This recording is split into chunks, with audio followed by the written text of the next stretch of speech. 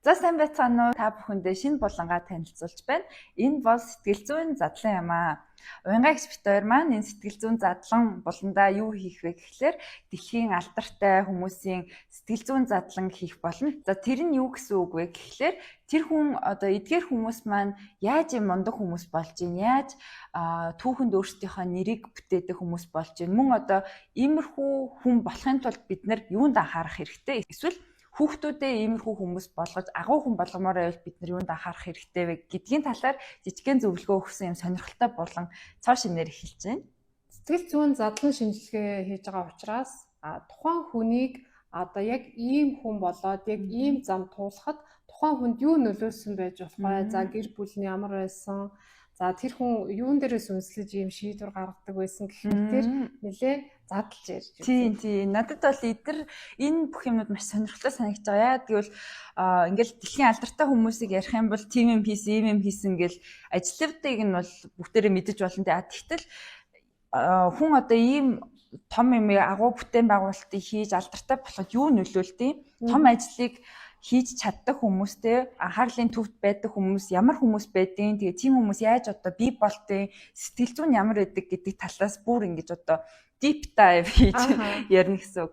За тийм өнөөдрийн ярианы сэдэв болсон хүн маань Трамп.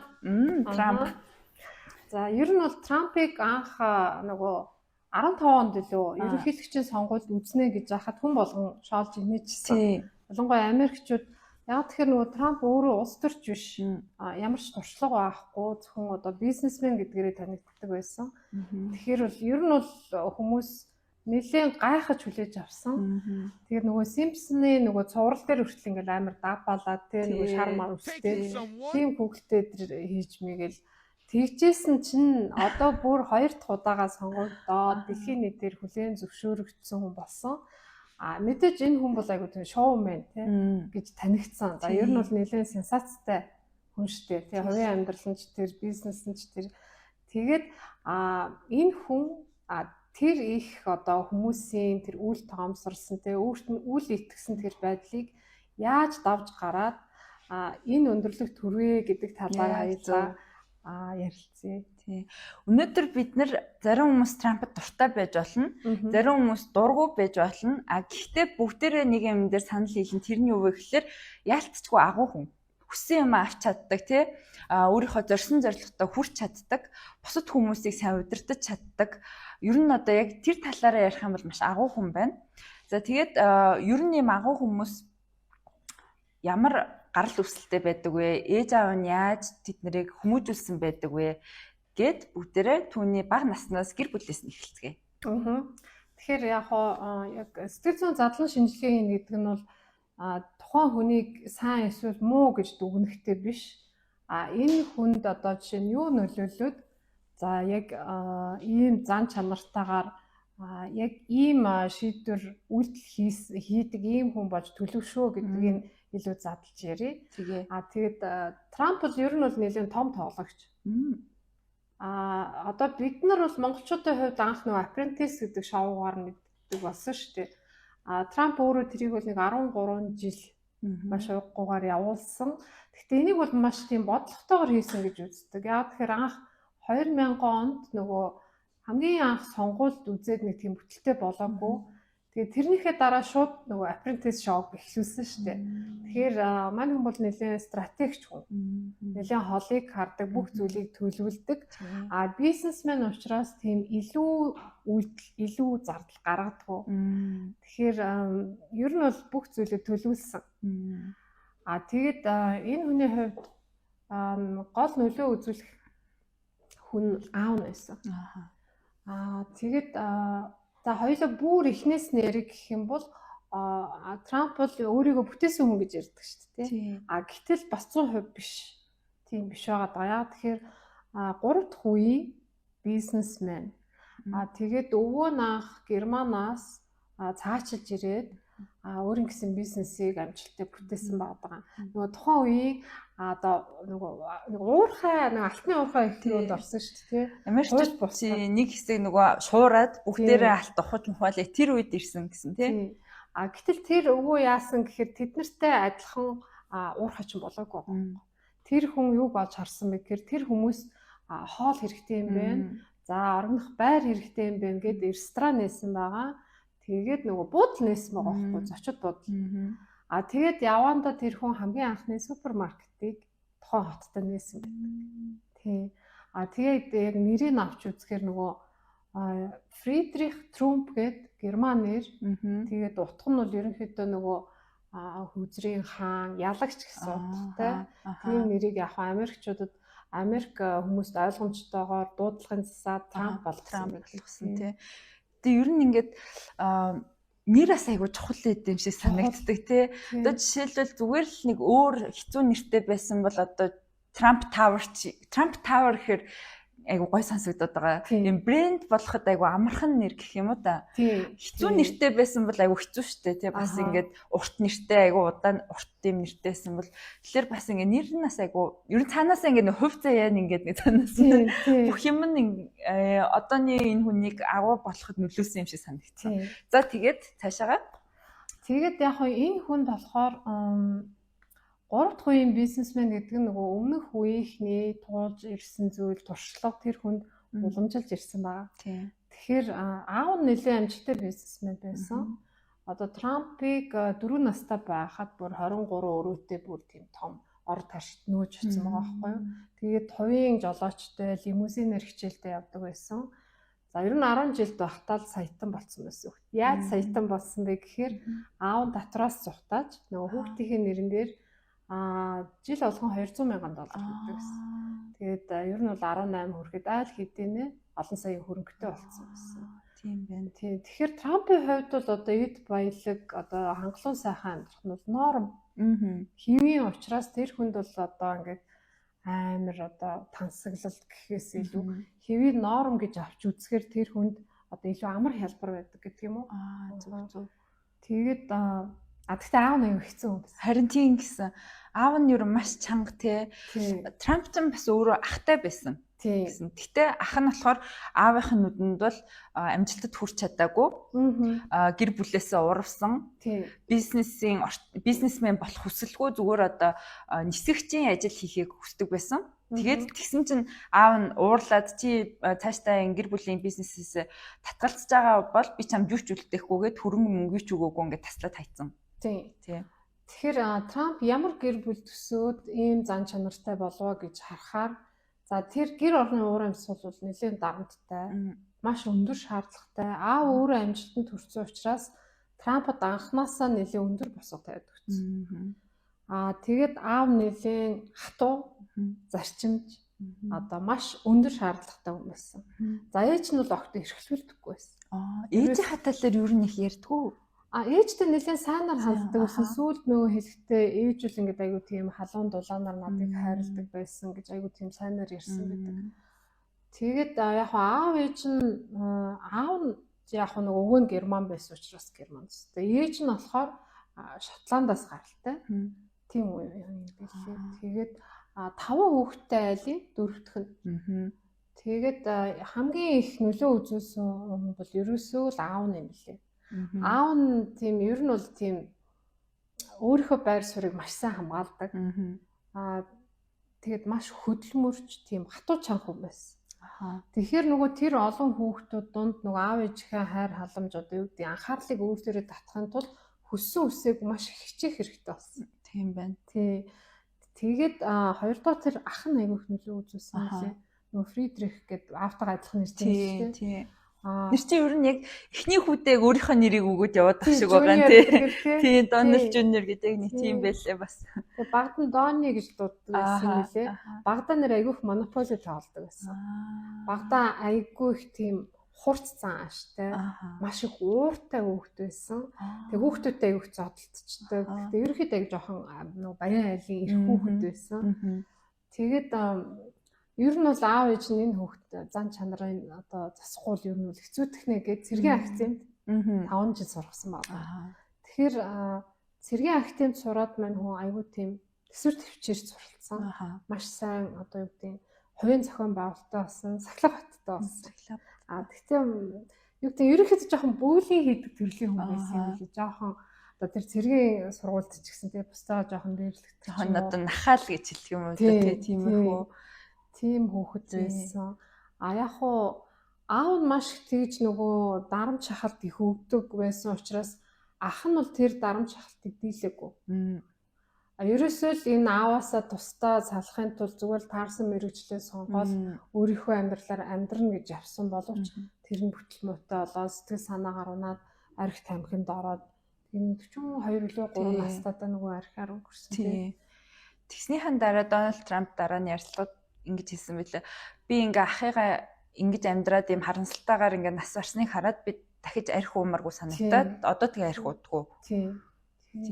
Тамхи одоо хар тамхинаас хол байдаг. Гэтэ ер нь бол ийм баян одоо тухайн үед одоо долларын саятан айлд төрнө гэдэг нэг талаараа сайн боловч нөгөө талаа тэр бизнесийг цааш нь амжилттай үргэлжлүүлнэ гэдэг нь өөр асар том үүрэг хариуцлага дарамт.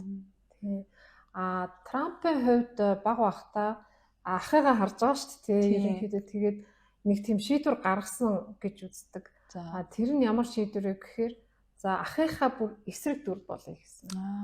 Нөгөө ах нь жишээ нь уян зөөлн тэ хөгжим сонирхдаг өөрийнхөө одоо тэр арай өөр одоо заавал гэр бүлийн бизнес би хариалагдахгүй гэж эсэргээрээ явсан шүү. Тэгээд тийм байдалд орсон ч одоо аавтайгаа маш их зөрчилддөг байсан ах нь. Тэгэхээр Трамп багада аавгаа дагая гэдэг шийдвэр гаргасан. Зөв. Тийм ялгаатай. Тэгэхээр ахыхаа эсрэг бүх зан чанарыг эзэмшсэн. Уян зөөлөн биш, бүр эсрэгээр хатуу, тийм маш зарчимж одоо тэгээд аавда таалагдахын тулд үл ухамсарлахын төвшөнд нөгөө ааваараа хүлээн зөвшөөрөгдөх хэрэгцээ хүүхэд болгонд байдаг. Ялангуяа эрэгтэй хүүхдэд. Тэгэхээр тэр хэрэгцээг дагаад ер нь бол аавгаа дагая. Гэр бүлийн бизнесээ авч явъя гэдэг шийдвэр гаргасан. Тэгээ өөрийгөө ч сайн бэлдсэн. Зөв. Би нөгөө одоо өнөөдрийн подкастт бэлтэж хахад яг тэр цэргийн сургуульд сурж ирсэн үеийг уншсан байхгүй юу. Тэгээд тэгэнгүүт яг 2 дугаар дайны дараа очиж сурсан. Тэгэнгүүт тэр цэргийн сургууль багш нар нь яг 2 дугаар дайнд байлдж исэн цэрэг бол нөгөө хурандаа нар ингээ заадаг байсан. Тэгээд тэнд бол ерөөсөө юм зөөлөн байх ирэхгүй те. Яг л одоо би дайнд ийм юм үтсэн та нар ч гэсэн юм хатуу байх ёстой гэсэн. Юу яг цэргийн сургуулийн хамгийн тийм хатуу үед очиод ингээ сурсан юм билээ. Тэгээд тэрэн дээр нэмээд одоо 1-ээс 5 дахь хүртэл ингээл багш нартай ингээл ерөн одоо хэцүү байгаа шүү дээ те. Юм хүмүүс сурах гал ингээл дэглүүлэл журамлуулал тэгээд бас ингээд эхнийхэн жил бол дээдлийнхэн курсынхаа оюутнууд бас тэднэрээ чинь нөгөө 1-р курсынхаа дийлдэг. Тэнгүүд Трамп дээр нэмээд хасан процент аав нь ирдэг байсан. Аав нь ирээд бүх сургалтын шалгадаг, бүх хичээлийн даалгаврын шалгадаг. Чи ингээд 7 хоногт юу хийсэн бэ гэж ингэж бас ингэж дарамталдаг. Тэгээд тэр үед ингээ хамт сурч ирсэн хүүхдүүд нь дурсахтаа манай сургуульд одоо ямар ч өөр хүүхдтэр аав ээж нь ийм их дарамт үзүүлдэг байсан гэж байгаа байхгүй юу. Трамп дээр ингээ аав нь бол үнэхээр ингээ байнгын ирж ингэж одоо дарамталдаг. Дарамтлагч гэх юу хөвтөө одоо шалгадаг байсан гэд тэгсэн байлээ. Тэгэхээр яг аавын зүгээс бол яг Дональдд бол маш юм анхаарал хандуулж исэн юм шиг надад санагдсан. Бэлтгэж исэн юм шиг юм уу та тий. Бэлдсэн. Гэхдээ ер нь бол айгүй тийм дарамт шахалттай орчинд өссөн учраас одоо стресс даах чадварт нь нэлээ сайнаар нөлөөлсөн баг. Тий. Ер нь ахын тийм байдалд орж ийнэ гэдэг чинь ер нь ямар орчинд өсөж том болсон бэ гэдэг нь ойлгомжтой болж байгаа байхгүй юу. Тэгээ тэр нэг ангийнхан нэтер зүйлд нөгөө ярьсан гэсэн байт юм билээ. Одоо нөгөө аав нь Дональдтай яаж харьцаж байгааг нь хараад бүгд шоконд орчихсон. Яг тэгэхээр амар хатуу хөндөй байдлаар харьцаж нөгөө шаардлага тавьж баг тушаанхуу хэлбэрээр харьцдаг байсан юм билээ. Ер нь эрхлүүлдэггүй. Тийм байна тий. Гэтэ ерөнхийдөө тэр нь зөвхөн тэр хүний одоо бодлого хүүхдүүдэд өсгөх хүмүүжил үү эсвэл аав нь угаасаа л тийм. Угаасаа л тийм үү тий. Тий. Аав нь ерөнхийдөө нөгөө ямар ч хамаагүй аргаар та нар ялах ёстой гэдэг тэр зарчим сургасан хүүхдүүдэд. Тий. Одоо нэг амьдрах чадвартай болохын тулд тэгээ өөрөө ч нэлээд хатуу ширүүн хүн байсан. Тэгтээ яг хуу хатуу ширүүн ч гэсэн нөгөө насан туршсан хойно нэлээд дэмжсэн шүү дээ. Нөгөө эхний хөрөнгө оруулалт гарч гисэн. Яг хуу ийм нөгөө хангалуун гэр бүлд өсөж байгаа хүүхдүүдийн хувьд нөгөө буруу замаар орох одоо тийм магадлал аяг өндөр хаар тамхинд ордог ч юм уу, тий архинд ордог ч юм уу. нэг их хичээх шаардлагагүй ч юм шиг тий. Тэгмээд аав нэлээ өндөр шаардлагатай байсан учраас ер нь бол бас хатуу хяналттай байсан, өндөр шаардлагатай. Нөгөө талдаа Трамп яагаад тийм замаар яваагүй, эсэргээр амжилтын зам руу явсан бэ гэд үзэхээр за нэгдүгээр бизнесийн сургууль тий маш их сайн нөлөө үзүүлсэн. Одоо маш сайн бэлдэж өгсөн. Гэхдээ Трамп өөр аягүй актер тэр олон сургууль дотроос яг үл хөдлөхийн талаар нөгөө хичээл нэлээд сайн ордог сургуулийг бодлогоор олж сурсан байгаа. Зөв.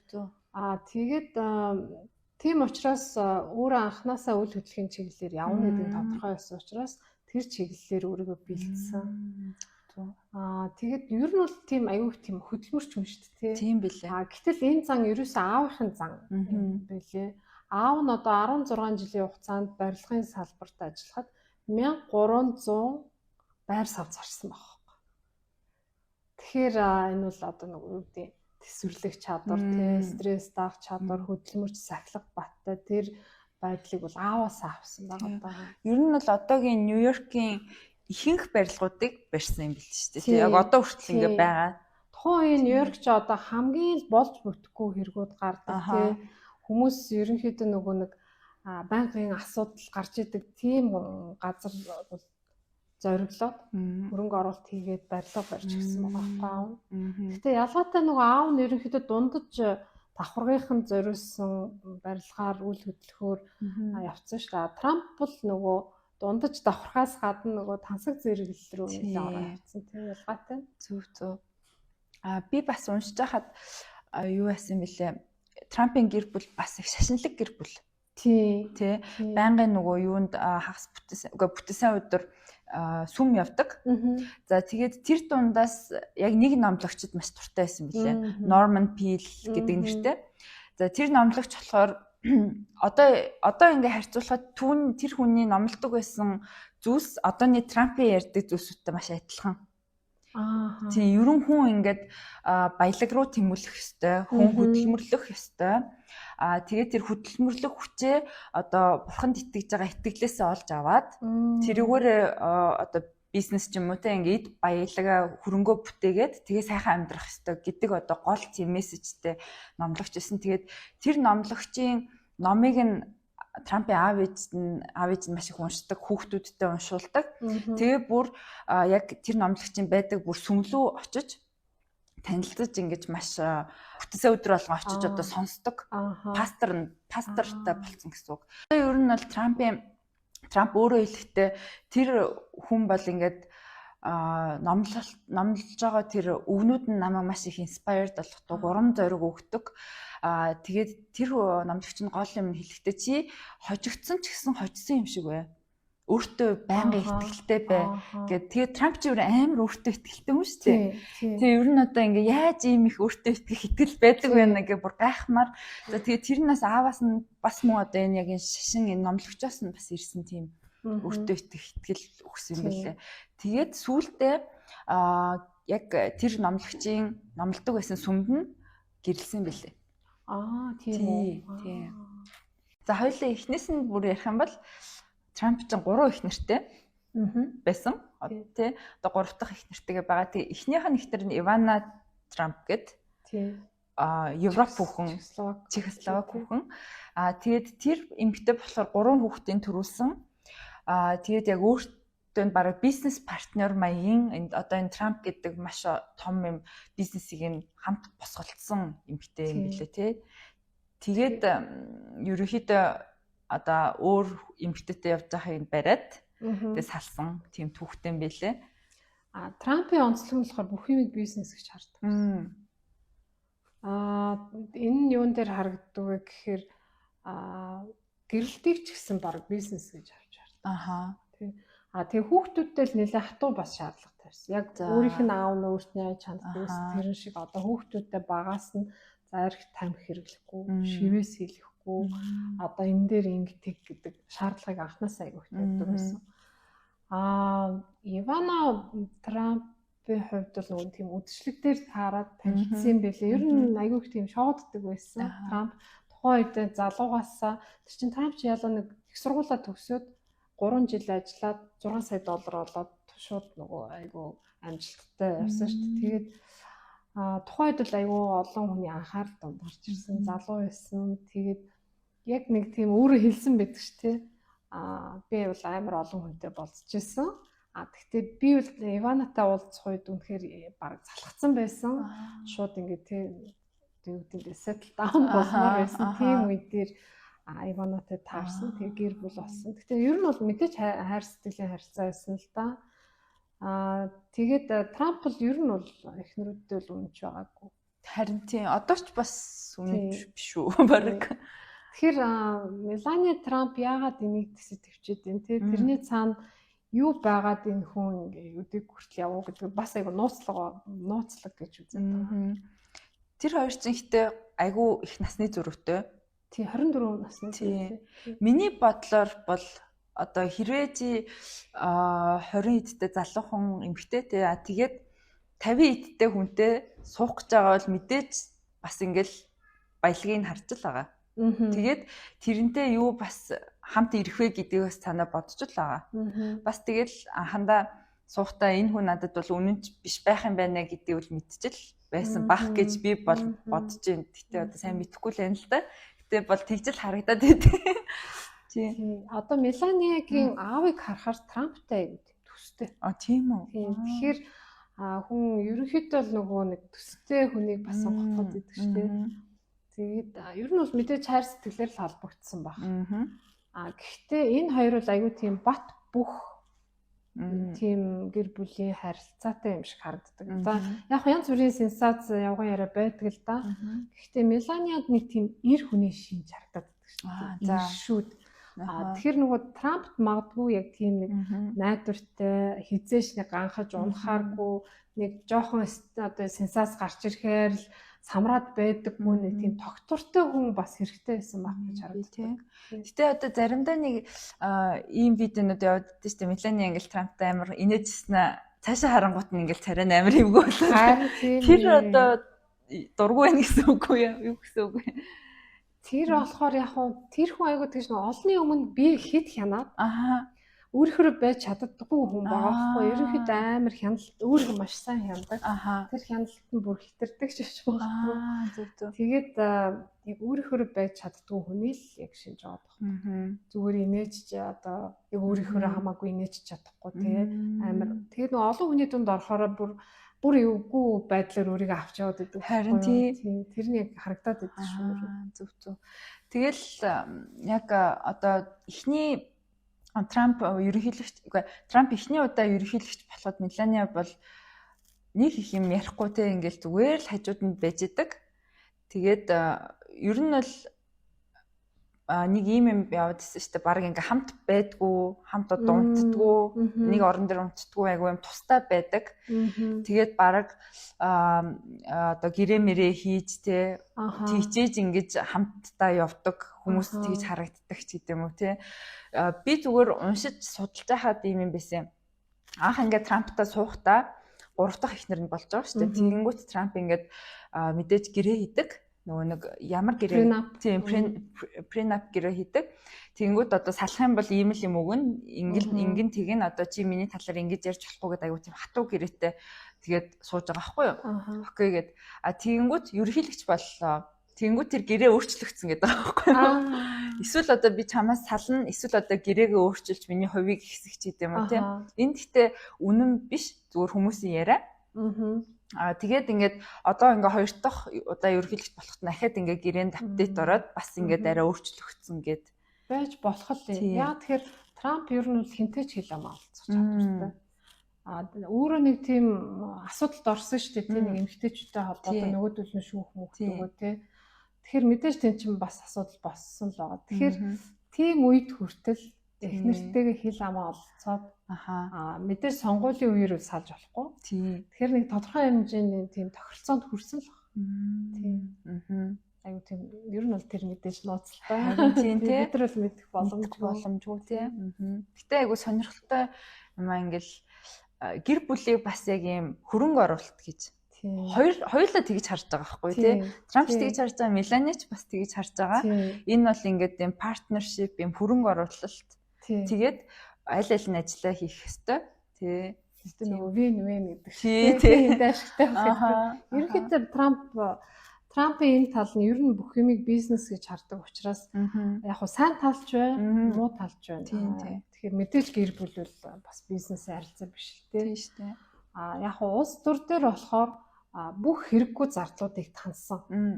За одоо ингээл дулаар бол одоо хүмүүсийн зохиосон зүйл хэд туйлширсан байна ч гэдэг юм уу тий. Хэрэггүй тэр олон улсын байгууллагуудын зардлыг таньдаг ч юм уу. Тэр талаараа бол нэлээд олон хүний дэмжлэгийг авсан. Нөгөө талдаа бас жоохон хэтрүүлдэг тал байгаа. Тий гэр бүл дээр ч юм уу тий. Нэг тийм сонин зан авир гаргаад идэх ш тий.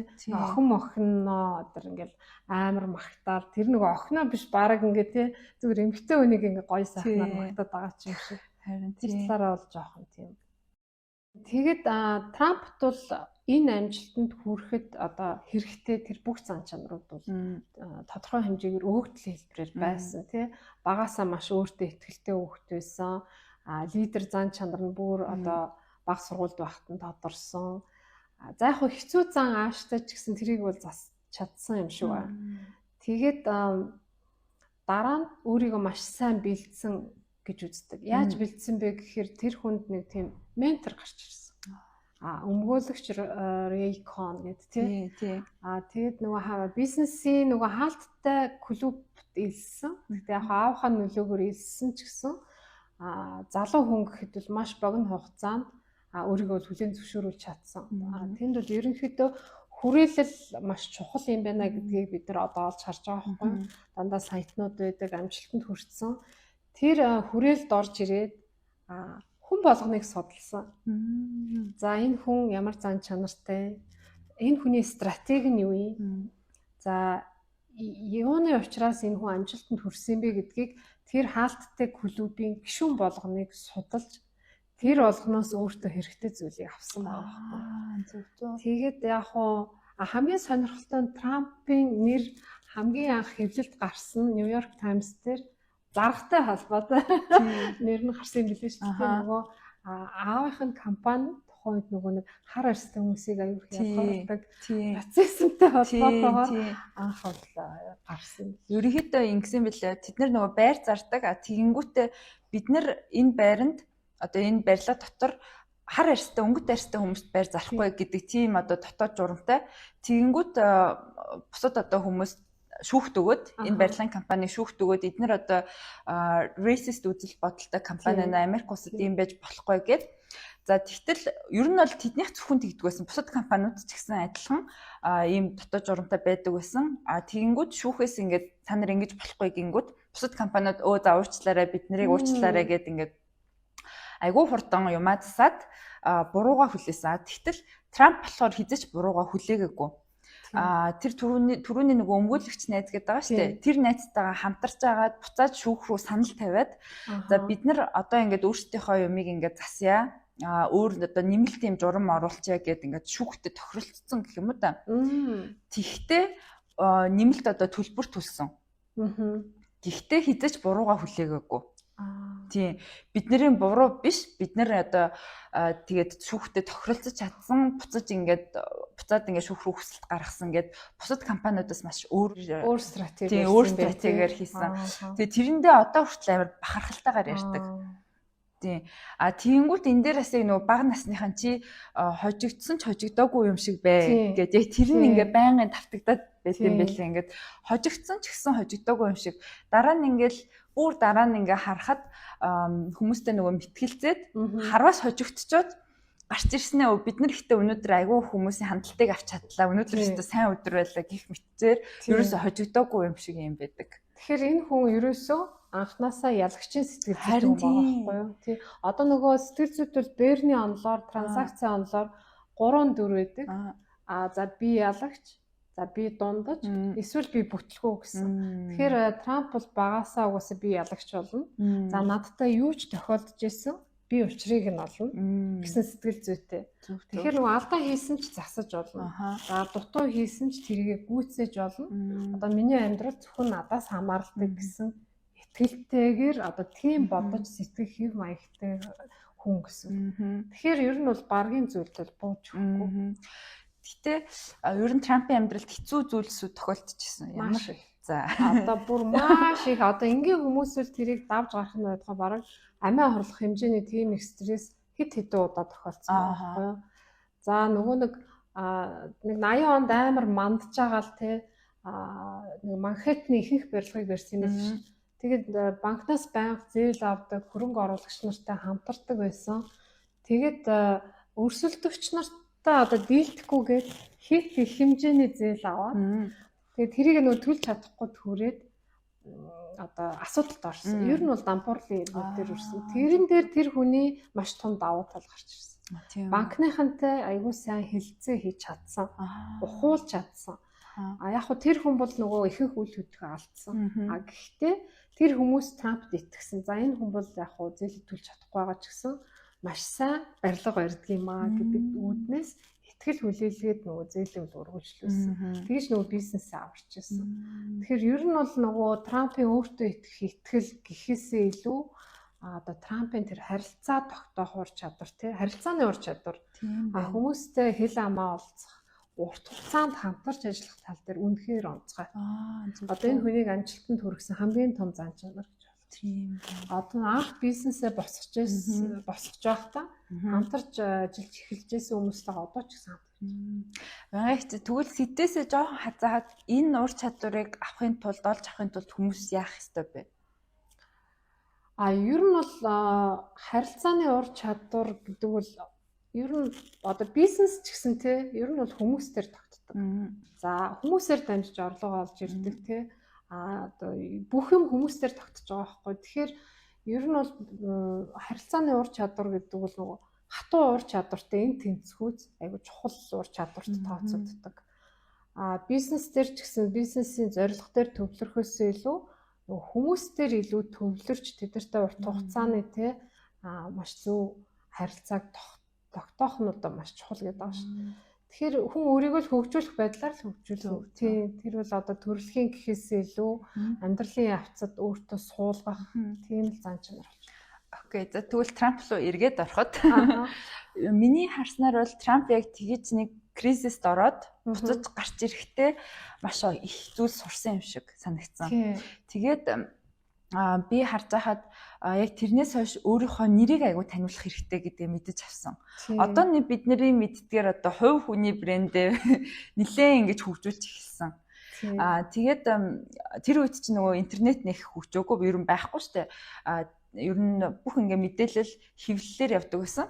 Тэгээд Трамп ингээ өөрийнхөө талаар сэтгүүлч нар руу уцаар яриад өөрийгөө өөр нэрээр хэлээд өөрийнхөө мэдээллийг өөрөө задалдаг байсан. Тийм үү. Тэгээд хэлээд одоо жишээлбэл ингээд яриад би ингээд Трамптай ойрхон ажилладаг хүн байна. Би ингээд Трампын талаар нэг нууц мэдээлэл ингээд хэлмээр байна.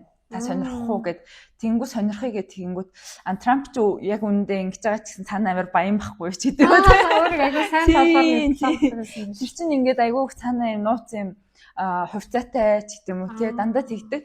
Тэгээд одоо ингээд сайн нэг юм бичлэг явж илээ тэр үеийнх нэг тэр ярианых нь бичлэг заяа яг хоолой мөн тэгтээ өөрийгөө хингээс танилцуулсан бэ гэхлээр байраа гэж танилцуулсан. Одоо нэг баг хүүгийнх нь нэр. Тийм үү. Тэгээд ерөнхийдөө ингээд өөрийгөө ингээд PR-даж эхэлсэн. Маш ингээд алдартай болохыг хүссэн. Тэгээд бас нэг одоо амбиц нь Америкийн хамгийн баян хүмүүсийн листэд орохыг хүссэн. Чагсаалт тэр одоо ингээд чагсаалт маш өөрт нь ингээд чухал гэх юм уу да тий. Яг тэнд ингээд орохын тулд өөрийнхөө хөрөнгийг ингээд дэврүүлж бусад хүмүүст улам ингээд баян харагдах тиймэрхүү PR ашиглаж тэгээд бусад хүмүүс ингээд харсаар агаад Трамп гэд нөгөө баян нөгөө нэг баян гэдэг бүр мэддэг болсон. Тийм байна. Тийм тэгээд бас нэг сонирхолтой юм нь өөрийнхөө нэрийг лиценздэж эхэлсэн юм билээ. Янз бүрийн бүтээгдэхүүнүүд төр тавьсан. Бүр ингээд Трамп гэдэг витамин байсан юм билээ. Тийм үү. Трамп гэдэг ус. Тэгээд Трампгийн үнэртэй ус. Тийм Трамп гэдэг монополь тоглоом гэдэг ингээд айгүй олон төрөл бүрийн бүтээгдэхүүнүүд дээр Трамп гэдэг нэр байдаг болсон. Нэг тийм үе байсан юм билээ. Гэтэ тэднэрээ өөрөө яхав үйлдвэрлэхгүй зүгээр бусад хүмүүс зүгээр лицензээр өчтдөг чи миний нэрийг ашиглаж болно. Би одоо тэрнийх нь оронд хэдэн хувийг авч гэдэг юм уу тийм бизнес үсттэй тэгж хамтардаг. Одоо ингээд харахаар айгүй тийм агрессив маркетинг явуулдаг байсан. Түрүүнгээ яг зөв. Тийм. Одоо чинь яг Дональдын аав нь тухайн үед 20 м тийм усан онгоц судалдаж аваад маш томоор Трамп гэж бичээд тэгээд тэр усан онгоцсон дээр Америкийн нөгөө нэг төрийн дуулыг чангаар гიშгэлээ. За тэгэхээр одоо яах нь өөрийнхөө нэрийг бүр амар тэгж өндөрт нөгөө зарлж байгаа байхгүй юу? Тухайн хүмүүс айгүй гайхаж нөгөө хүлээж авч ирсэн. Тэг ийм амар тий төрөмгийгээр одоо нэрээ зарлж чадчих тийм байна тий. Гэтэл яг амжилт гэдэг бол төрөмгийлэлтэй тодорхой хэмжээнд холбоотой. Өөрийгөө зарлана гэдэг нь өөрөө төрөмгийн үйлдэл байхгүй юу? Тэгэхээр Трампын хувьд өөрийгөө зарлахаас гадна харилцааны ур чадвартай байсан учраас ерөнхийдөө ингээл бүхэл нөгөө амжилтанд хүрэх зан чанаруудыг өөртөө бүрдүүлсэн байгаа байхгүй юу? Тийм байна. Тийм байна. Сонирхолтой. Тэгэхээр ингээд ер нь бол өөрийгөө олоод харцантай за би ингээд аавынхаа бахархлыг төрүүлсэн хүү болно. За тэгээд түүнээс илүү амжилтад хүрнэ. Тэгээд одоо хичнээн ингээд бизнесмен ингээд хэцүү байсан ч гэсэн энийг давж чаддсан байх гэдэг мэдсэн. Тэгээ би ингэж чадах юм байна гэдээ улам өөртөө ихтэй болж байгаа тий. Тэгээ цаашдаа одоо энэ өөрийнхөө бизнес эмпайрыг одоо яаж улам томруулах уу гэж ингэж бодоол тий. Ерөнхийдөө өөртөө маш ихтэй. Одоо ер нь бол тэр сонгуулиар яагаад ялсан бэ гэхээр ерөнхийдөө тэр хүн өөртөө маш ихтэй байсан учраас хүмүүс дагаж итгэж байгаа. Анхнаасаа өөртөө эргэлзээл маш даруухан байгаа л одоо хийлэрээ бол одоо Америкчуудаар бүрэн хүлээн зөвшөөрөгдсөн юм байхгүй юу? Хиллаrid бүгдээрээ хайртай. Хиллар бол баг насаараа энэ ерөнхийлөгчийн сонгуульд бэлдсэн. Бараг тийм тий. Нөгөө намтар бичээл бүр ингээд амар үе шаттайгаар маш болгоомжтойгоор бэлдсэн чинь Трамп гэдэг хүн гарч ирэл ерөөсө бүгдийг өөрийнхөө талд татсан. За мэдээж яг тал хувийн Трамп дуртай, Америкийн тал нь дургүй байлаа гэхэд Трамп дуртай одоо таалагддаг хүмүүс маш их байсан байна. Тэгээ яагаад таалагдаад байгаа гэхээр тэр хүн маш нээлттэй. Ил тод байна, нууж хааж байгаа юм байхгүй. Тэгээд бизнесмен учраас бас зөв бодлого гаргаж ирсэн. Ер нь бол тэгэд хамгийн гол нь өөртөө ихтэй байдал, бусдыг дагуулах чадвар, хэвлэл мэдээллийг эндээ маш ухаалгаар ашигласан. Ерөнхийдөө тийм сенсацтай дэгстүүлсэн мэдээллийг аюул тавьдаг байсан. За тэр нөгөө актер үнэн биш юм а гэхэд яагаад вэ гэвэл одоо яалаа нөгөө Канадыг манай баг мууж болчих. Гренландыг худалдаж аавна. Мексиктэй хан байгуулна. Тий, тэр нь одоо ч дуусаагүй байна шүү дээ. Тэгээд ер нь бол хамаагүй ярьдаг. Яг тэр нэг талаараа сул тал эргээд нөгөө хүмүүсийн аманд ордог ч гэсэн нөгөө талдаа олонний анхаарал байнга байгаад шүү. Олонний анхаарал байгаад ирэхээр Трамп хүн болгоны одоо ой танд айгу танил болж ирж байгаа. Энэ нь одоо чинь бид нар Виноны рекламыг телевизээр байнга хараад ирэхээр хүн дандаа танил зүйлээ сонгодог. Тийм тийм. Тэгэл дэлгүүрт ороод нөгөө олон вино дотроос зүгээр танил хамгийн их нөгөө рекламыг харсан виног л авдаг. Тэрнтэй адилхан нөгөө сонгуульд орж ирэхээр баахан олон нэрэн дундаас ерөнхийдөө хамгийн их танил, хамгийн их сонссныгоо л дугуйл. Тэр аргачлалыг маш сайн мэдчихсэн учраас ер нь бол хүмүүсийн сэтгэл зүйд дээр нэлээд сайн ажилласан. Танил болж чадсан. Тийм байна. Трамп ерөнхийдөө тийм сэтгэл хөдлөл ихтэй юм шиг мөртлөө бас дардаг. Ер нь бол нэлээд тийм хатуу зарчимч хүн. За тэгэхээр Америкийн хувьд одоо юу гэдэг нэг тийм уналтын нэг сул задгарч ирсэн үе дээр нэг тийм хатуу гараар зангидах хүн хэрэгтэй байсан. Нэлийн чанга тий. Тэр үе дээр нь яг Трамп гарч ирсэн ч гэж болох юм.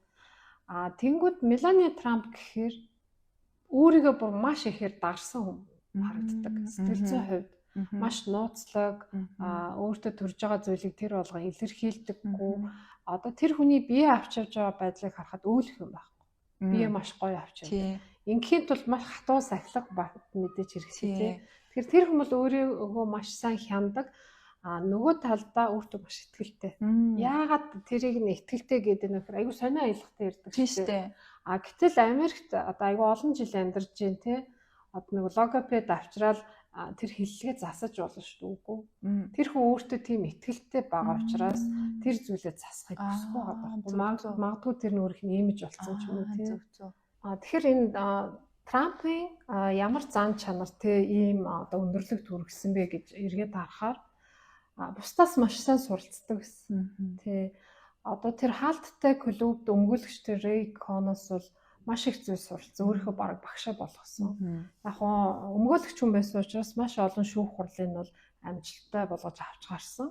Гэхдээ яг тэр залуу Дональд Трампд ер нь яг тэр нөгөө бизнесийн орчинд амьдрах тэр ухаан одоо юу гэдгийг өөрийгөө авч гарах за бусдад сэтгэл төрүүлэх хэрхэн одоо амжилтанд хүрэх тэр бүх аргыг зааж өгсөн гэж үздэг. Энэ хүн бол ерөнхийдөө харилцаа хүнд ямар чухал вэ гэдгийг ойлгуулсан хамгийн анхны хүн байдаг. Тэгээд Трамп энэ үеэс ер нь бол тухайн хүний зөвлөгөөг шууд өөр дээр хэрэгжүүлж эхэлсэн гэж үздэг юм байлээ. Нөгөө талдаа Трамп маш тийм хурдан дасан зохицох чадвартай. Амьдрах чадвартай гэдэг юм уу? Ер нь одоо өөрт ашиггүй хэцүү зүйлийг шууд өөртөө ашигтай хэлбэр рүү хөрвүүлж айгүй хурдтайгаар шийдвэр гаргаж өөртөө ашигтай хувилбар руу одоо шилжүүлж чаддаг онцлогтой. Тэгэхээр ийм хүн бол ер нь бол ямар ч хэцүү нөхцөл байдлаас гараад явах тийм чадвартай болсон байдаг. Ер нь ингээл өөрчлөгдөж чаддаг тий. Энэ замаар болохгүй ийшээ явъя ингээ гэж хэлдэг тий. Тэгээд нөгөө талдаа Трамп ч айгүй тийм олон анхаарал байх дуртай, өөрийгөө магтуулах дуртай. Өөрөө өөрийгөө ч магтдаг штэ. Яг нөгөө Путин ч өөрөө нөгөө тусгай албанд байсан учраас хүний сэтгэл зүг аягүй сайн уншдаг. Трампыг ерөнхийдөө Трампын онцлогийг ойлгодог байсан учраас тэрэнд нь тааруулж харьцдаг байсан. Одоо нэг уулзалтан дээр та бол одоо сууд хуй юмаа гэд хэлсэн байгаа байхгүй юу? Тэгэнгүүт тэрийг ерөөсөө сонгуул дээр байнга ярьж аваа. Путин намайг тэгсэн гэлөө. Путин намайг сууд хүн гэсэн гэл. Тэгээ нэг бичлэг нээдэг шүү дээ. Тэгэхээр мань хүн бол яг нарцисс зан чанар бол харагдаад байдаг. Айгүй тийм эгоцентризм өөр дээр хит төвлөрсөн тий. Тэгэл нөгөө өөрийгөө амар ингэж дүрэлэгдэг зарим талаараа. Одоо ингээ Манхэттны би хамгийн том үйл хөдлөх хөрөнгийн одоо бизнесмен ч гэдэг нь тэрийг зарладаг. Амьдрал дээр бол үгүй тийм байгаагүй байхгүй юу? Тэгэхээр ер нь бол өөрийгөө амар зоригтойгоор ингээл зарлаад байгаагийн цаана бас тийм нарцисс зан чанар харагдаад байдаг. Гэтэ энийг өөртөө яг ашигтай зөв хэлбэрээр ашигласан. Тий. Тэгэд айгүй олон янз бүрийн кино, шоу нэвтрүүлэгт ордог тий. Кино болгон дээр өөрийгөө тоглодог. Тий. Одоо нөө Home Alone гэдэг нэг алдартай кино байдаг шүү дээ. Тэрэн дээр яг өөрийгөө тоглолдог шүү дээ. Тий. Тэр чинь өөрийнх нь бодол юм биш үү? Тэнгүүт нөгөө тийм нөхцөл тавьсан байхгүй би киноных нь хэсэгт орё гээд. Ер нь л нөгөө анхаарлын төвийг байнга өөр дээр авах гэдэг. Хэвлэл мэдээлэл ихнийг ер нь байнга нөгөө өөр дээрээ анхаарал татахын тулд амар сенсацтай мэдээлэл хэлдэг. Ер нь жоохон бас текстүүлж ярьдаг. Тэр утгаараа байнгын анхаарлын төвд байх гэдэг. Тийм байна. Тэрх нь өөрт нь ашигтай юу? Танигдж байна. Одоо тэр нөгөө Apprentice гэдэг шоугаар ерөнхийдөө бол анх танигдаж гарч ирсэн. Тэрнээс эхлээд зөвхөн Америкт мэддэг. Одоо Америкт л өөрийг нь таньж мэддэг байсан бол дэлхийн нийт нөгөө тэр сошиал медиаг маш сайн ашигласан хүн бол ерөөсөө Трамп. Тий, бодлогоор өөртөө байнгын анхаарал татдаг байсан. Твиттерийг хүртэл маш сайн ашигласан. Доор нь тэгэл хүмүүс хэрэлдээл, зөрчилдөөл ингэж байгаа ч гэсэн байнгын хүмүүсийн анхаарлын төвд байгаа учраас бусад маш сайн танигдсан. Миний харж байгаагаар Трамп ингээд яг юм хүмүүсийн их хэцүү өвчтэй газар дарч чаддаг гэх юм. Эсвэл тэдний аягүй сайн олдог. Одоо жишээлбэл ингээд дэлхийн дулаалал бол бидний буруу биш гэл те. Тэр чинь бас ингээд дэлхийн дулааллыг эсэргүүцдэг аягүй олон хүмүүс яг тийм хэцүү газар руу ингээд дарчиж байгаа байхгүй. Тэгэнгүүтээ ижил хүүснүүдийг одоо эсэргүүцдэг. Тэгээ тэгэнгүүт одоо Америкт ингээд иммигрант хүмүүс байх ёсгүй ч гэдэг юм уу те. Яг нэг юм хүмүүсээс айдаггүй харин тийм нөгөө шүүмжлэл одоо надыг юу гэхийг гэдэг тийм айц байхгүй учраас яг хүссэн зүйлээ хэрэгжүүлж чаддаг маш зоригтойгоо. Гэхдээ энэ бол маш том давуу тал. Энэ давуу тал уу? Тийм. Ер нь бол улс төрд бол тийм хүмүүс л ер нь явна. Тэгэхгүй л одоо тэр чинь нөгөө 2016 оны сонгуульд ялаад буусан шүү дээ. Тэрний дараа л аюул том дайралт ирсэн. Бараг маш олон эрүүгийн хэрэг нэгдсэн. Тэгээ аюул олон хүмүүс нөгөө за тэр нэг төрийн бичиг баримтыг хууль бусаар хадгаллаа. За Оросын тагнуулын тусламжтайгаар сонгуул яллаа. Гэх мэтээр ингээд аюул олон эрүүгийн хэрэг үүсгэхэд тэр зан чанараараа ер нь бол давсан. Тэгэхээр бусад хүмүүс түүний талаар юу гэж бодож байгааг ерөөсөө тоодгүй.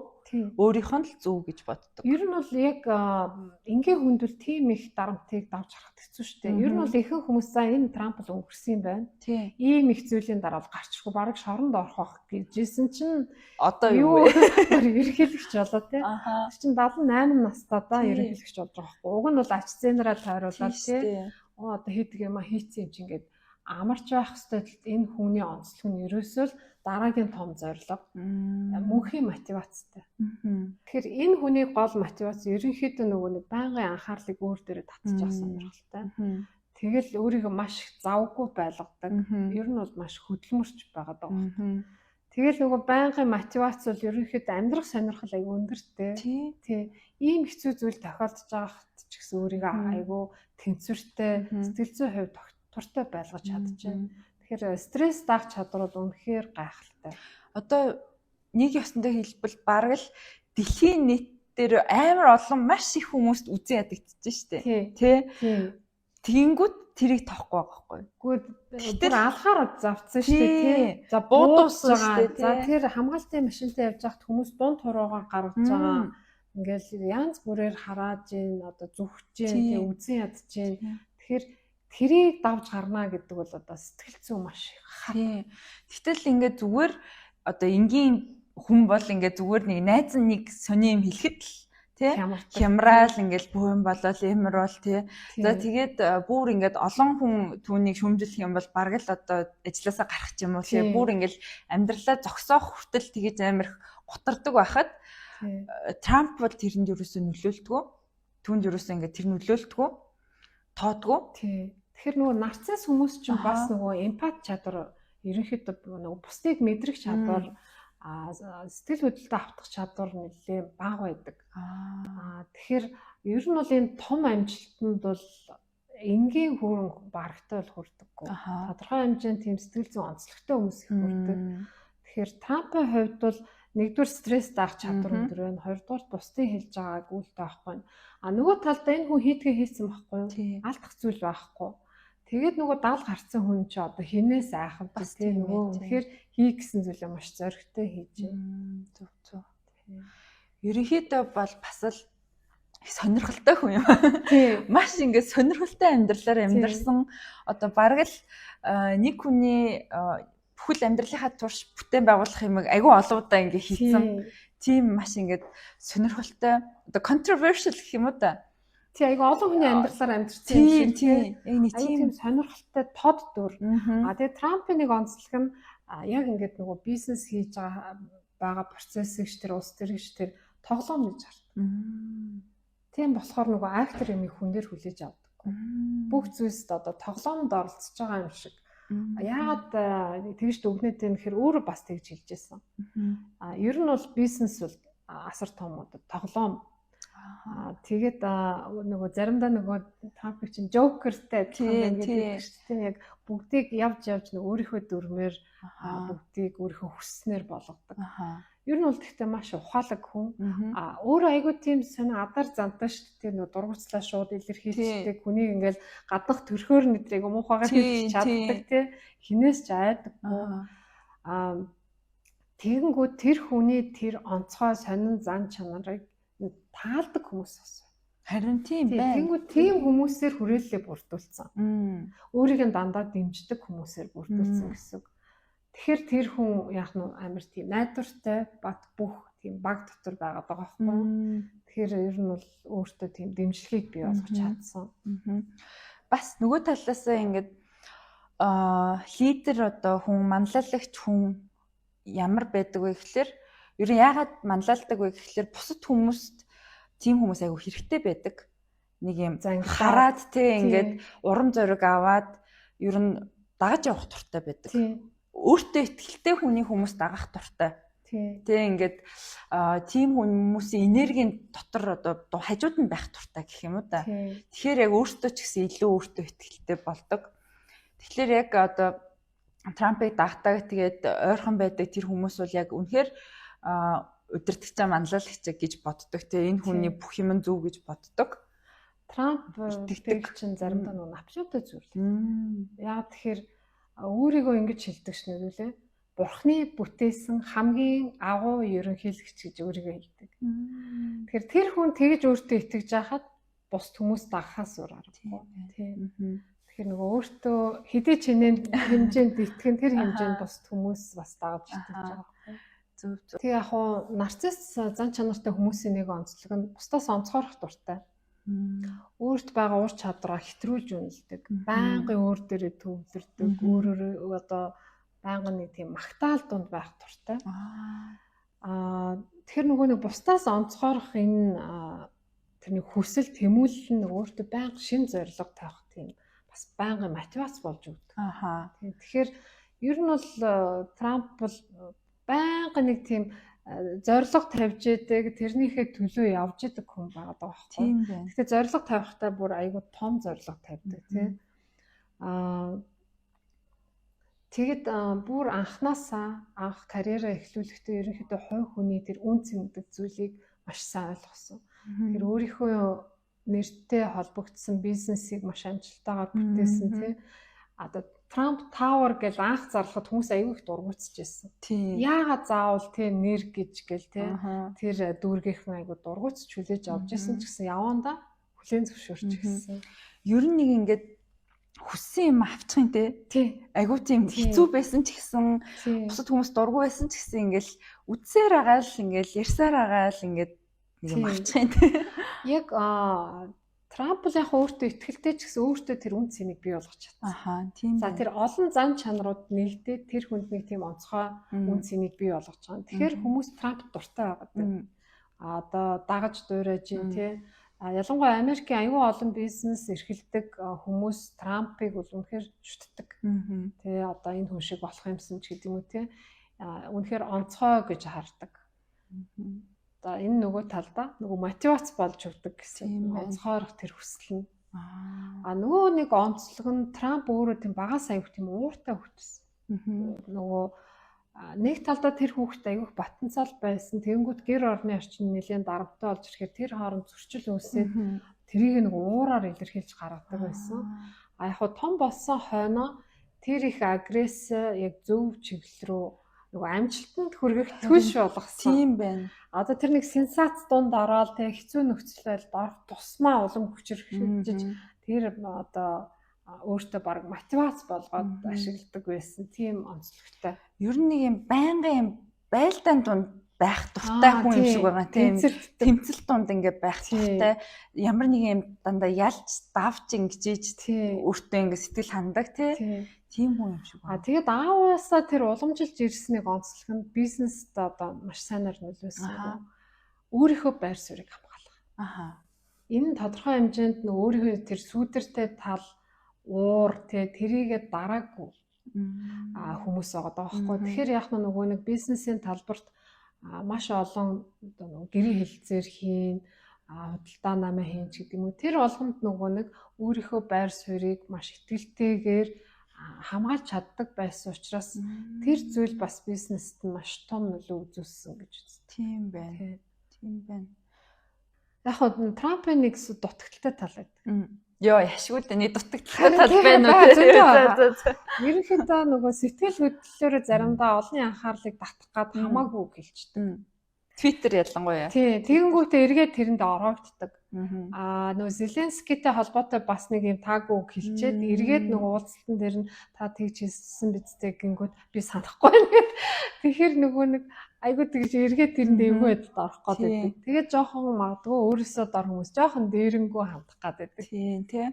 Одоо нөгөө Байдентай өрсөлдсөн шүү дээ. Тэгэнгүүт Байденыг ингээл энэ хөгшин хүн энэ одоо бараг л одоо юм ойлгохгүй хөгшин гэд тэгтэл өөрөө бас нэг залуухан хүн биш байгаа байхгүй тий.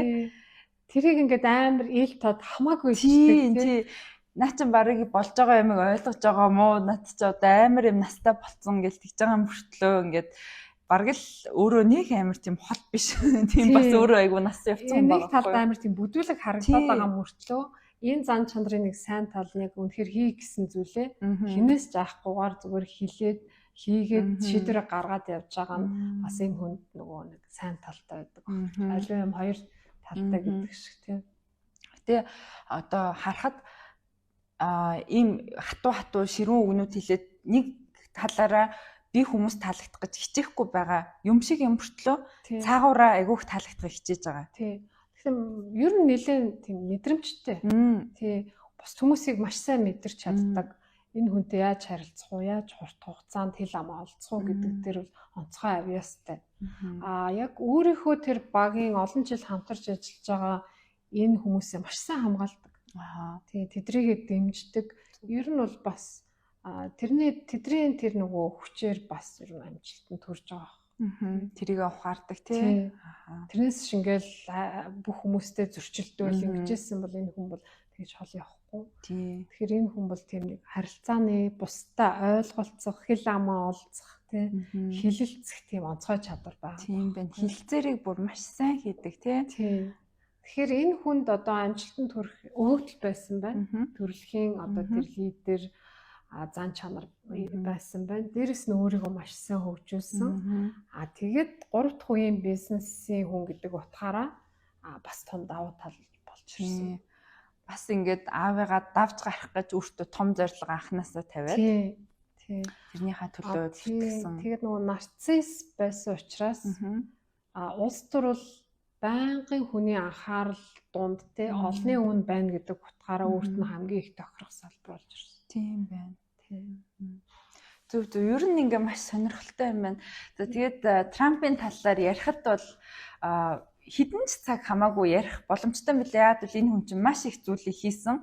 За өнөөдрийн сэтгэл зүйн задлан гэдээ булангаараа уянгаагч битээр маань яг одоо энэ хүн яаж ийм амжилтад хүрсэн бэ? Бас одоо түүний зан чанар нь ямар вэ гэдэг дээр илүү ингэж тулгуурлаж ярилцлаа. Тэгээ өнөөдрийн подкастаа маань хамт байсанд маш их баярлалаа. Мөн дараа нь та ямар хүний талаар илүү мэдмээр байна, ямар хүн дээр сэтгэл зүйн задлан битээрээр хийлгэмээр байна. Доор комментээр үлдээгээрэй. Тэгээд мөн уянгаагчийг болон намайг дагаараа Instagram дээр битээр байгаа. Мөн манай сэтгэлийн түлхүүр чаналд маань subscribe хийгээрэй.